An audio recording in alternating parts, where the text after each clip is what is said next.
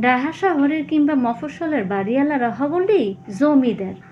আর মোরা মানে বাদ বাকি বাড়াইটেরা বেবাগে ওইলাম গিয়া পড়সা, মানে হেরা রাজা আর মোরা পড়সা। দরজা আস্তে লাগাইবেন, শব্দ হইতে পারবে না। ছোট বুড়ো গাড়া থাকলে ঘরের মধ্যে লাফালাফি হতে পারবে না। রাত 10টার পর নিচের মেইন গেট বন্ধ। আপনি জেলখানার আসামির লাহান বন্দি। বেশি মেহমান আইতে পারবে না।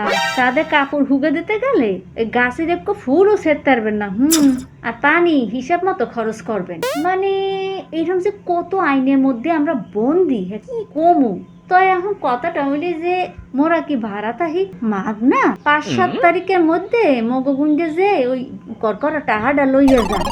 কি আমনে গইছি হারাতে হারবিল? হ্যাঁ, টাহাইদে তাহি টাহাইদা মাগ না না। বেশিরভাগ বাড়িওয়ালার হেডাম দেখলে মনে হয় মোরা সব গোলামের জি।